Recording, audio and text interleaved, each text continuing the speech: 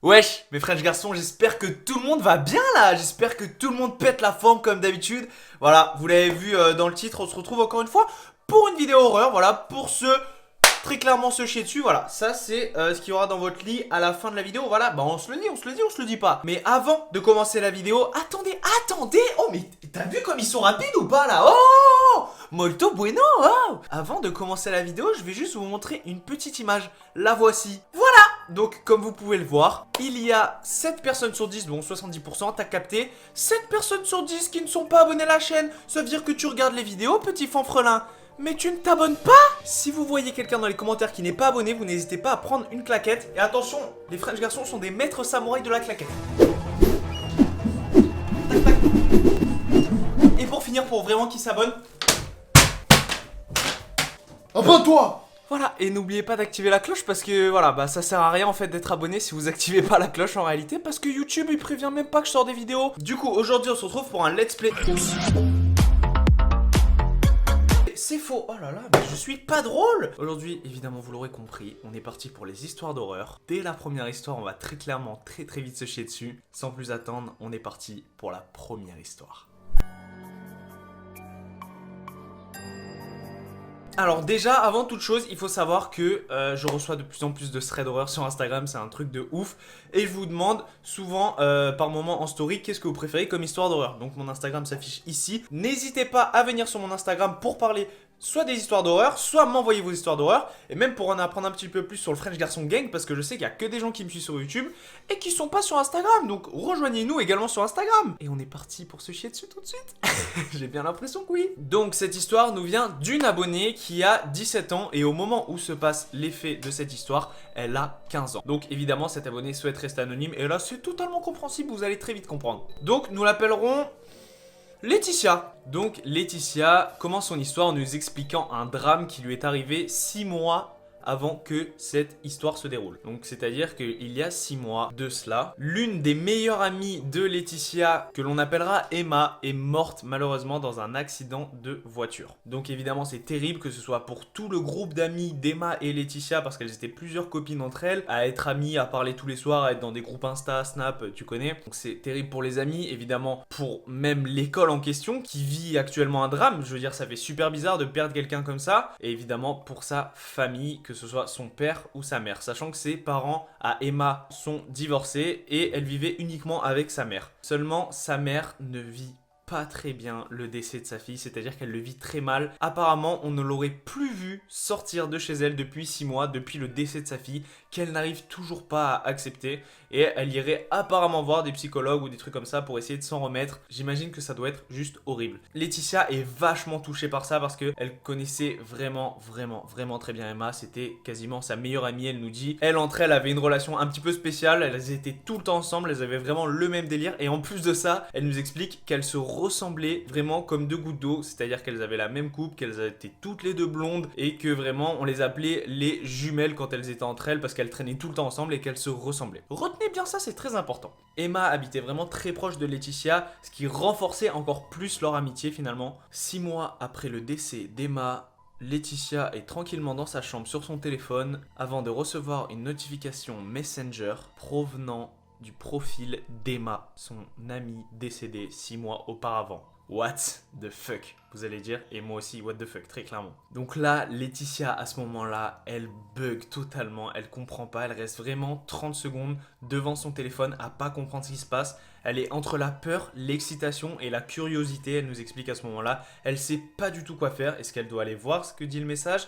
Est-ce qu'elle doit pas aller voir? Est-ce que peut-être le compte d'Emma se serait fait pirater? C'est toutes ces questions qui ont poussé Laetitia à aller voir le message en question, qui n'est autre qu'un « Hey, ça va depuis le temps ?» What the fuck? Ah, je me chie déjà dessus. Je me chie déjà dessus. Donc là, à ce moment-là, Laetitia, elle est totalement terrorisée parce qu'elle comprend pas qui a pu prendre le compte d'Emma, ou est-ce que Emma est morte ou pas morte, elle ne comprend pas et elle est terrifiée, mais elle décide d'en parler à personne pour le moment et de répondre uniquement par curiosité. Elle nous explique parce qu'elle sait que Emma ne peut pas être en vie, c'est pas possible, on n'est pas dans un film. Elle essaie de relativiser, encore une fois, vous essayez tous de relativiser mes frères et garçons, et ça c'est bien dans la plupart des cas, mais faites très attention à ne pas trop relativiser parce que comme on l'a vu des fois, à force de trop relativiser, on prend des risques. Donc elle essaye de relativiser visé et répond à ce message et engage une discussion avec Emma ou la personne se cachant derrière le compte d'Emma. Donc elle parle pendant toute la soirée. Et ce qui étonne vraiment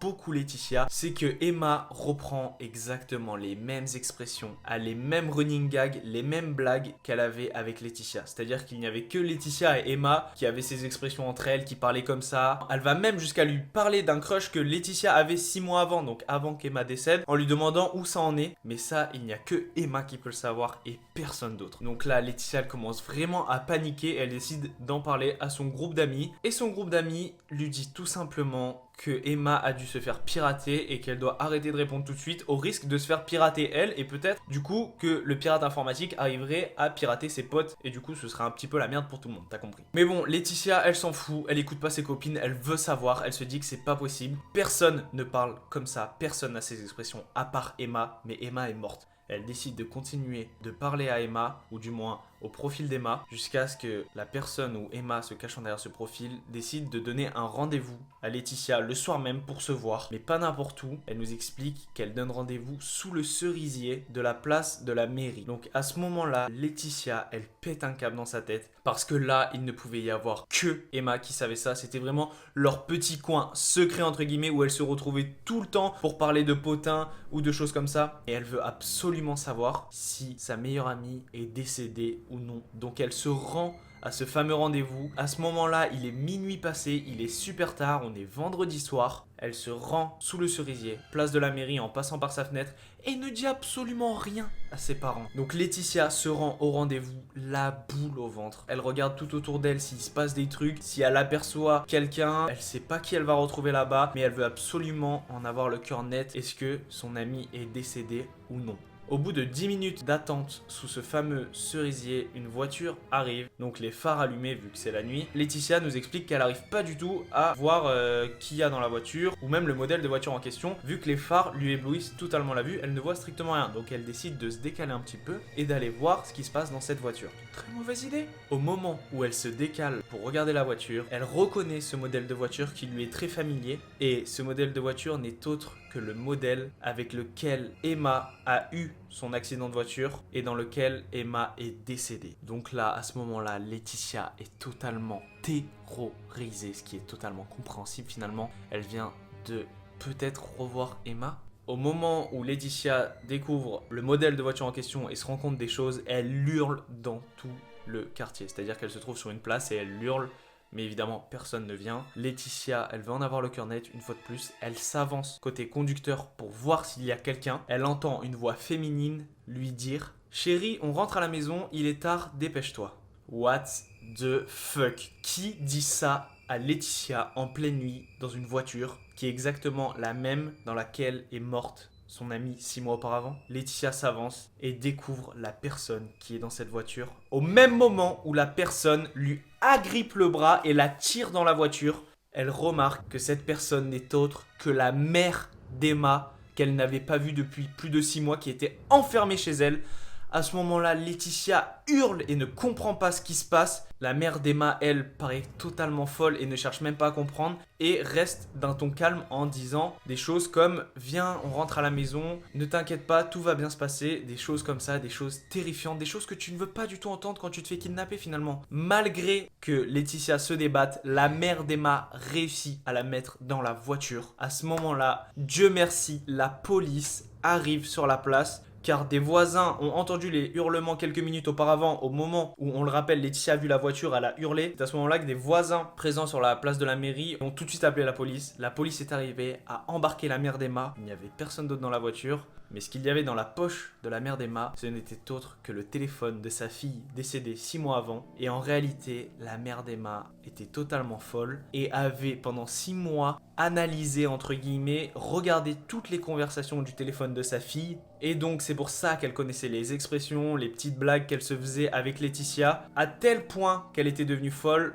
que vu que Laetitia ressemblait très fortement à Emma, elle ne voulait pas accepter la mort de sa fille et faisait comme si Laetitia était sa fille. Et c'est pour ça qu'elle lui demandait de venir dans la voiture et qu'elle a essayé de la kidnapper parce qu'elle se persuadait toute seule dans sa tête que Laetitia était Emma et que sa fille n'était donc pas morte. What the fuck? Mais c'est quoi ces histoires de malades? Mais plus les épisodes avancent, plus c'est des trucs de ouf. Celle-là, quand je l'ai lue, pour l'anecdote, il était 2h du matin. Je n'ai presque pas dormi. C'est bon, j'ai mis 2 heures à m'endormir tellement ça m'a travaillé l'esprit, ce truc de ouf. Dès le début, on se chie dessus, ouais. Y a pas de... Ah, la première histoire, ça tape, hein. On n'est pas là pour rigoler. Vous êtes sur la chaîne de Matador, French Garçon Gang, on y va en puissance, hein. Bref, c'est une histoire de ouf qui est arrivée à Laetitia. On te donne tous de la force et en espérant que ça t'a pas trop traumatisé, même si j'imagine que ça t'a beaucoup trop traumatisé. Actuellement, moi, je serai en position fœtus toute ma vie. Ouf, si vous êtes bien chié dessus, n'hésitez pas déjà pour cette première histoire à laisser un like. Donc n'hésitez pas à vous abonner et à mettre la cloche, activer toutes les notifications. Ça fait plaisir pour voir les prochaines vidéos. Allez, j'attends. Ah bah j'attends là que tu le fasses. Allez. C'est bon? Allez, c'est bon, on passe à la deuxième histoire d'horreur. Let's go.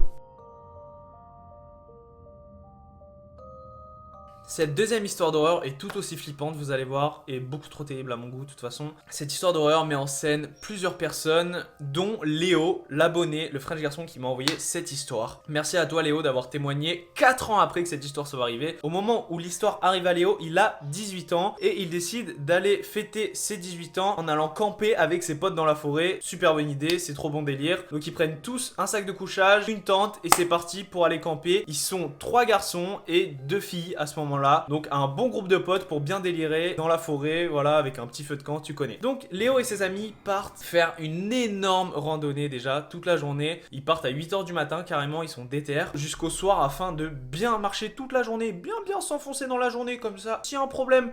Bah voilà, on peut appeler personne, très bonne idée. Pas du tout, ne faites pas ça. À un moment donné, Léo et ses amis, ils ont faim, même s'ils ont mangé un pique-nique, nous explique Léo le midi, ils avaient quand même faim parce que c'est vrai que marcher c'est du sport de ouf en vrai, surtout pendant toute la journée dans la forêt. Donc ils essayent de trouver une auberge le plus proche possible du sentier parce que c'était un sentier qui était pas mal fréquenté, nous explique Léo, et il y avait des auberges tous les je sais pas trop combien de kilomètres. Ils trouvent une auberge, dans cette auberge, il se trouve plusieurs personnes, dont un homme avec qui ils sympathise, qui est juste super cool. Léo ne souhaite pas nous donner son nom pour pas avoir de problème. On l'appellera Robert. Voilà, j'aime bien. Donc Robert commence à sympathiser avec les jeunes, leur explique que lui il connaît super bien la forêt, que les sentiers il les a fait plein de fois, que ce que Léo fait avec ses amis ça lui rappelle ce qu'il a fait avec ses potes plus jeunes et que c'est juste trop cool, qu'ils vont trop s'amuser. Bref, Robert il est super bon délire. Ils se tapent tous des bonnes barres ensemble, ils mangent ensemble. Puis Léo et ses amis repartent en direction de leur futur campement qu'ils espèrent trouver avant que la nuit tombe. Léo et ses amis marchent encore et encore avant de trouver leur campement dans une sorte de plaine, de colline en fait, en haut de la forêt où ils se posent leur tente et ils font un petit feu. Voilà, ils délirent, ils se racontent des histoires qui font peur. Finalement, peut-être regarder des threads d'horreur, hein, on sait pas.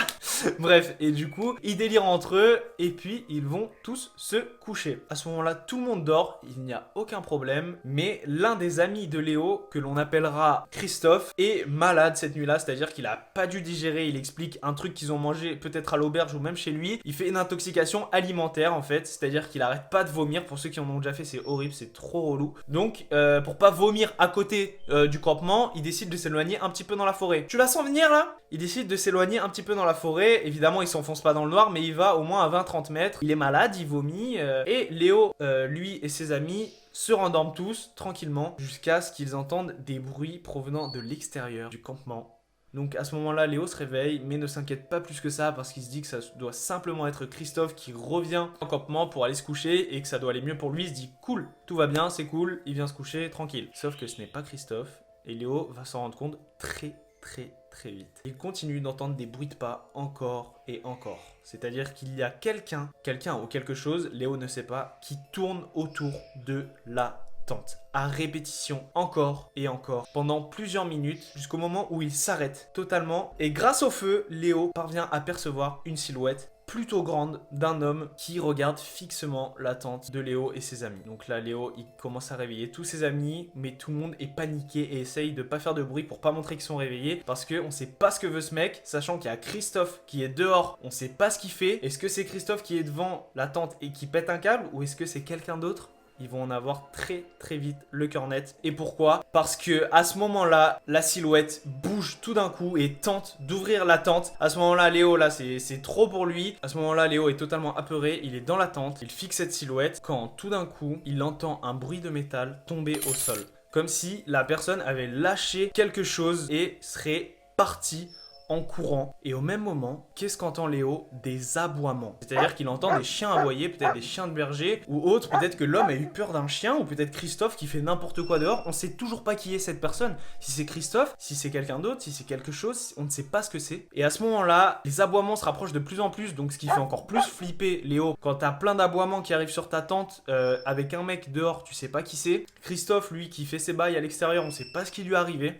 Après les aboiements, ils entendent des gens parler et hurler sur quelqu'un. On ne sait pas ce qui se passe jusqu'au moment où quelqu'un vient devant la tente de Léo en disant ces fameux mots dont Léo se souviendra probablement toute sa vie, nous explique: c'est la police, ne vous inquiétez pas. Et à ce moment-là, Léo ouvre la tente et ses amis sortent. C'est là qu'il retrouve Christopher en bonne santé, tout va bien, malgré qu'il ait vomi un petit peu. Et là, il y a un chien de policier et plusieurs policiers avec des lampes torches et un homme au sol, sur le ventre, avec les mains derrière le dos, menotté. Et Léo s'approche de cet homme. Malgré que le policier lui parle, il s'en fout. Léo, il écoute même pas, il est focus dans son truc. Il regarde cet homme parce qu'il l'a déjà vu quelque part. Il s'avance, il reconnaît cet homme. Ce n'était autre que Robert, l'homme qu'ils avaient rencontré dans l'auberge quelques heures auparavant. Et il lui avait dit dans quelle direction du sentier ils allaient. Peut-être que Robert les a suivis. Après avoir discuté avec les policiers pour savoir ce qui se passe, les amis de Léo ainsi que Léo ont compris que Robert n'était autre qu'un ancien serial killer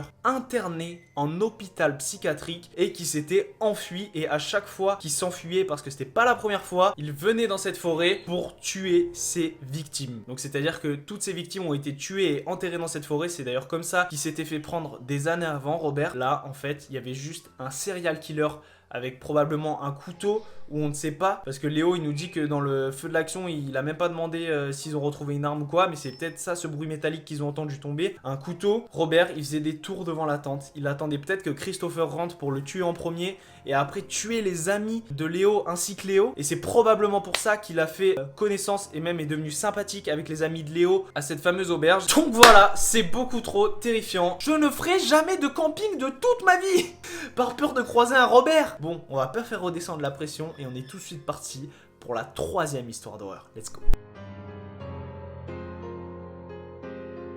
Cette histoire est d'ordre paranormal et non de serial killer ou encore de personnes un petit peu folles mentalement. Là, on parle vraiment de faits inexpliqués, de faits paranormaux. Et cette histoire nous provient de Cynthia. Cynthia qui a 26 ans aujourd'hui et au moment des faits avait 16-17 ans. Parce que les faits s'étalent sur plusieurs mois. Donc Cynthia nous explique que lorsqu'elle a 16-17 ans, elle emménage dans une nouvelle maison avec sa petite sœur et ses parents. Ils sont donc 4 dans la famille à emménager dans cette nouvelle maison. Dans un village un petit peu perdu apparemment, mais plutôt sympa, où il y a tout ce qu'il faut à disposition, donc vraiment c'est cool. Cynthia nous explique que la maison est un petit peu vieille, mais qu'elle est vraiment grande. De plus, Cynthia nous explique qu'au moment où ils emménagent, sa petite sœur, elle, a 12 ans. Dès la première nuit dans cette maison, Cynthia remarque des faits vraiment bizarres. Cynthia dort paisiblement quand tout d'un coup, elle entend des coups taper sur son mur, se trouvant juste derrière sa tête de lit. Comme si quelqu'un tapait dans ce mur, mais il n'y a personne derrière ce mur. Donc Cynthia se demande qu'est-ce qui se passe à ce moment-là en fait. Cynthia nous explique qu'elle essaie de relativiser, qu'elle se dit que la maison est vieille, que c'est peut-être la tuyauterie, elle nous explique, mais elle a quand même dû mettre ses écouteurs pour réussir à s'endormir, sinon c'était impossible parce que il y avait ces bruits derrière sa tête de lit qui tapaient fortement, mais qu'est-ce que ça peut être en fait? C'est beaucoup trop terrifiant, moi je ne m'endors pas comme ça déjà, je ne mets pas mes écouteurs, là je prends un gun et je tire dans le mur, ne faites pas ça. Plusieurs jours passent et rien de spécial ne se passe, jusqu'au soir où Cynthia va se coucher et elle réentend ces coups comme si quelqu'un tapait, non pas dans le mur présent derrière sa tête de lit, mais bien sur sa tête de lit. C'est-à-dire qu'il y a quelqu'un qui tape à quelques centimètres du visage de Cynthia en direction de Cynthia. Pourquoi? C'est qui? On ne sait pas. À ce moment-là, Cynthia, elle est terrorisée, elle décide d'allumer la lumière et attendre toute la nuit et ne pas dormir parce qu'elle sait que son père se lève tôt le matin et c'est impossible de dormir pour elle, donc elle allume la lumière et elle décide de ne pas dormir. Le lendemain, elle explique à sa petite sœur ce qui s'est passé cette nuit-là et sa petite sœur lui dit avoir vécu la même chose.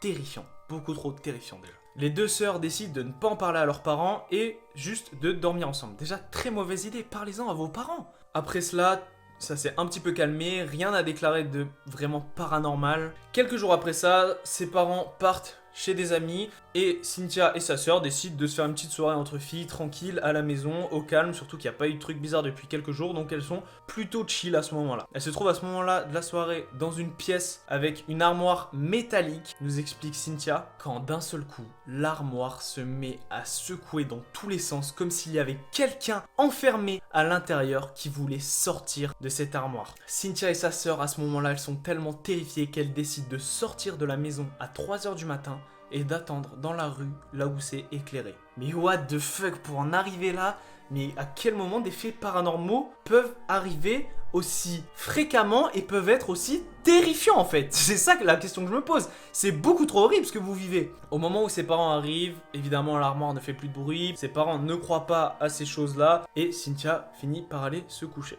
Mais de jour en jour, ça devenait de pire en pire. C'est-à-dire que Cynthia et sa sœur recevaient des coups, se faisaient tirer les cheveux par on ne sait quoi, des esprits, des choses. Elle a même vu sa petite sœur se faire tirer les cheveux et arracher une poignée de cheveux devant ses yeux. Par moments, Cynthia allait se coucher et sa lampe s'éteignait toute seule avant que Cynthia la rallume, puis ainsi de suite. C'est-à-dire que l'interrupteur bougeait tout seul, comme si quelqu'un appuyait, mais cette personne était totalement invisible. Est-ce que la pièce est hantée? On ne sait pas. Cynthia, elle a même essayé de filmer un de ces moments et à chaque fois qu'elle approchait son téléphone pour filmer ou que quelqu'un arrivait, tous les faits paranormaux disparaissaient. Comme si quelqu'un faisait ça volontairement mais ne voulait pas se faire cramer. Peut-être des esprits. Néanmoins, les parents de Cynthia ne la croyaient pas du tout. Et ça rendait Cynthia totalement folle parce que elle vivait des trucs paranormaux depuis plusieurs semaines et ses parents s'en foutaient et ne la croyaient pas du tout. Et c'est beaucoup trop horrible quand t'as l'impression de passer pour une folle devant tout le monde. Ça doit être une sensation horrible, je ne veux jamais vivre ça. Cynthia, ça la fait péter un câble et elle va voir sa mère et elle lui dit: écoute maman, si tu nous crois pas avec ma petite sœur, eh ben on s'en va, on fugue. Et là sa mère elle a commencé à la prendre au sérieux parce que c'était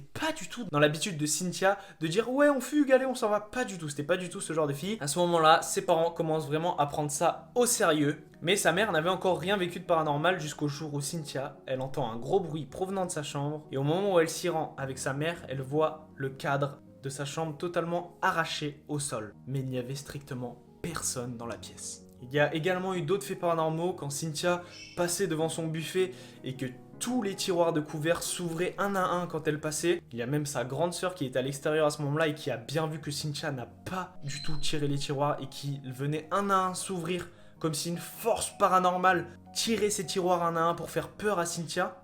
À ce moment-là, c'en est trop pour la mère de Cynthia qui s'effondre en larmes et qui fait une crise totalement, elle en peut plus. Peu après cela, il y a le père de Cynthia qui arrive dans la maison et là, c'est beaucoup trop pour toute la famille et c'est à ce moment-là que le père de Cynthia prononcera cette phrase qui changera la vie de tout le monde dans la famille. Qui que tu sois, on ne se laisse pas emmerder par les vivants, on ne se laissera pas emmerder par les morts. Oh putain, la punchline du daron, j'espère que je serai un daron aussi stylé moi, hein. C'est un truc de ouf. Bref, à partir de cette phrase et de ce moment-là, la famille de Cynthia n'a plus vécu aucun fait paranormal dans cette maison. Pourquoi? Est-ce que les esprits se sont calmés? On ne sait pas. Mais en tout cas, Cynthia, à l'heure actuelle, elle ne vit plus du tout dans cette maison. Ils ont totalement déménagé et ils ont bien fait. Cynthia, elle sait pas si les gens qui ont racheté la maison ont eu des problèmes paranormaux eux aussi, étant donné que la maison était très clairement, on peut le dire, hantée par des esprits ou des choses comme ça. Elle ne connaît pas l'histoire de la maison. Il y a peut-être eu des antécédents de meurtres ou de choses comme ça ou de choses horribles qui se sont passées. Elle ne saura jamais. On ne saura jamais. Et c'est bien mieux comme ça. Ouf! Oh, celle-là, elle a envoyé du lourd, hein. Les trucs paranormaux, moi, ça me terrifie. Si vous avez des théories sur cette troisième histoire, qu'est-ce qui a causé tous ces dégâts dans cette maison, tous ces faits, comment on peut les expliquer? J'attends, encore une fois, vos meilleures théories en commentaire pour cette histoire-là. À chaque fois, vous me sortez des théories de ouf. J'en attends encore plus pour celle-là parce que vraiment, ça m'intrigue de ouf. Fin de la vidéo horreur. J'espère qu'elle vous a plu. Je sais que vous kiffez les vidéos horreur. On peut peut-être se donner un objectif de like. Je fais jamais ça, très clairement, mais j'ai envie d'essayer parce que je sais que vous êtes ultra chaud. Donc, s'il y a 10 000 likes sur cette vidéo, la prochaine vidéo horreur sort automatiquement. 9 999 likes, ça passe à 10 000. Bim! La nouvelle vidéo, elle drop. Donc, si vous voulez très vite une nouvelle vidéo horreur, vous avez juste à liker celle-ci. Si vous n'êtes pas abonné et que vous n'avez pas encore activé la cloche pour voir toutes mes vidéos, faites-le, ça ne coûte 0 €, c'est bon pour vous. Donc n'hésitez vraiment pas à le faire parce que YouTube propose mes vidéos à, en réalité, très peu de mes abonnés. Si vous activez pas la cloche, il vous proposera pas la vidéo, vous la verrez pas. Pour manquer aucune de mes vidéos, abonnez-vous, mettez la cloche. Et puis si vous avez kiffé le petit like, vous connaissez mes frères et garçons, je vous love. C'était Matador, c'était un plaisir. Ciao.